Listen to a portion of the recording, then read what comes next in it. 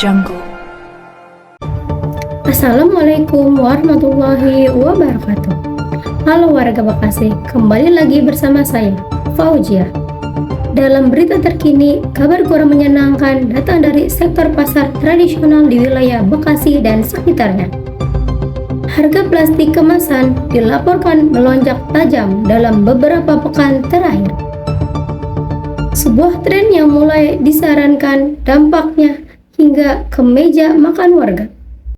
Kenaikan ini bukan sekedar angka di papan harga, namun sudah mulai mengancam napas operasional para pedagang kecil dan UMKM yang setiap harinya bergantung pada plastik untuk membungkus barang dagangan mereka. Dari pasar subuh hingga pusat kuliner malam, keresahannya yang sama mulai terdengar.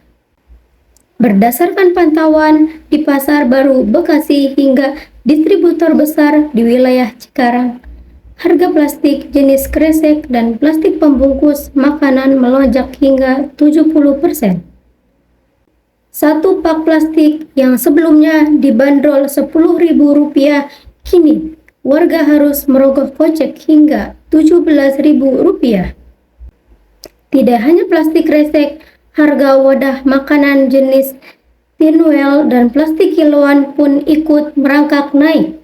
Seorang pedagang di pasar SBS Bekasi Utara menyebutkan bahwa kenaikan ini terjadi sangat cepat dan sulit diprediksi, membuat para pedagang kesulitan menentukan model harian mereka. Lonjakan harga yang terjadi sejak pertengahan April 2026 ini merupakan imbas dari melambungnya harga biji plastik dunia akibat ketegangan geopolitik di Timur Tengah.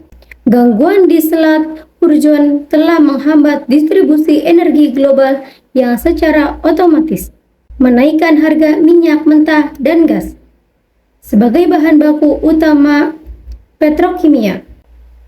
Menteri Perdagangan sebelumnya juga menjelaskan bahwa Indonesia masih sangat bergantung pada impor bahan baku plastik, di mana sekitar 60 hingga 70% pasokan berasal dari kawasan Timur Tengah. Sebagai wilayah dengan pusat industri plastik yang masif, Bekasi terdampak sangat signifikan akibat pembengkakan biaya logistik dan bahan baku impor ini. Dampak paling nyata dirasakan oleh pelaku UMKM kuliner. Seorang pedagang makanan di pusat kota Bekasi mengaku terpaksa mulai membatasi pemberian plastik tambahan secara gratis kepada pembeli demi menekankan biaya produksi yang kian mencekik. Beberapa pedagang bahkan mulai menekankan biaya tambahan khusus untuk kemasan plastik, alih-alih menaikkan harga makanan mereka. Di sisi lain, situasi ini mulai mendorong masyarakat untuk melirik alternatif ramah lingkungan.